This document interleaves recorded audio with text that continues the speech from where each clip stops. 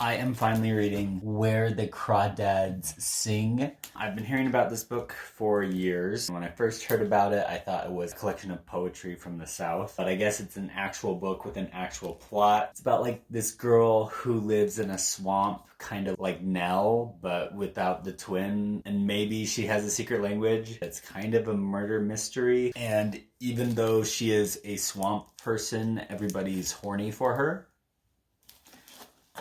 Okay, I am 60 pages in. So far, it's pretty depressing. A girl gets abandoned in a swamp or a marsh. She lives in the marsh, not the swamp. She gets abandoned in the swamp by like her mom and her siblings, and they all abandon her because their dad is abusive, but it's like, why didn't you take her with you? She's like 5 years old. Not that difficult to just throw her in a suitcase and go. She raises herself in the swamp, and she survives by eating grits every day. Grits mixed with like mussels and turnip leaves. So that's the one storyline. That storyline is taking place like 15 years before the other storyline, which is a murder mystery about a guy who they find in the swamp. He's dead. Okay, so at this point, I'm about 120 pages into the book. She's 14 years old now, and she has started dating somebody, and they kiss even though she has never been to the dentist. Overall, I think this book is very well written. Like, it actually makes me feel like I'm in the bayou, but do I want to be in the bayou?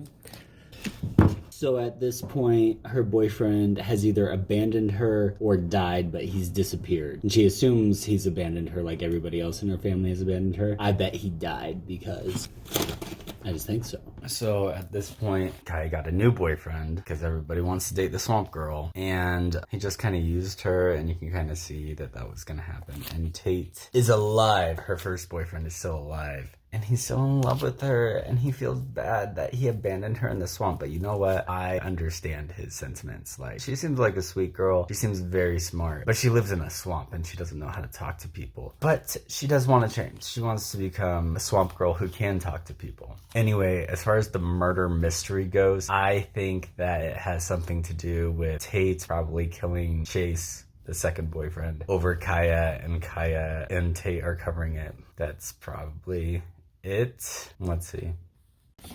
So I've made it further into this book. At this point, they have arrested Kaya for the murder of Chase. It's revealed that Chase tried to rape her, but she was able to escape and also kick him in the balls and kidneys and get away, but she knew that Chase was going to come after her. So we don't know for sure whether she murdered him, but most of the evidence points to no. She's been arrested and she is in jail because she's standing trial for the murder, and Tate's not covering for her, which I think if he was involved in any way, he would be covering or taking the complete blame, but I think he was also surprised that they were accusing her of murder. Otherwise, he would have done something preemptively to prevent her from even being arrested. And Kaya isn't confessing anything. Based on the evidence that the book has given us, it doesn't really look like she's done anything. I really do like the structure of this book. So there's one storyline that starts in 1969, and then there's one storyline that starts all the way back 15 years before, and then the second storyline catches up to this first storyline, which is the murder of Chase. And so you can kind of see how the two stories line up and intertwine. I like the story. It's picking up now. It took about probably 250 pages before I was very interested in the story. Okay, new theory. Kaya didn't kill Chase, but we never find out how he actually died. And the jury lets her off, and the book ends disappointingly. So Kaya is not convicted of murdering Chase, and she lives happily ever after. She and Tate admit that they love each other, and then she dies when she's an old woman. And that's when Tate finds a secret little compartment where she has written a poem, because it turns out she secretly wrote poetry as well. She secretly wrote a poem about murdering Chase. So she did it, but we don't really find out how exactly she did it. I guess we assume that she did it exactly how the prosecution said she did it, and that she took a bus to a different city because she was meeting with her publisher that day. But then at nighttime, she snuck back on the same bus to the town where she's from and murdered Chase and then got back on the bus. She did all this in disguise. The thing is, like, she's never ridden a bus before. And so for her to, like, figure out the time schedule and disguises, like, how? I think that's a little outlandish, but The part at the end where Tate realizes that she knew the land so well, she knew the marsh so well, and she was able to sneak through the marsh, cover her tracks,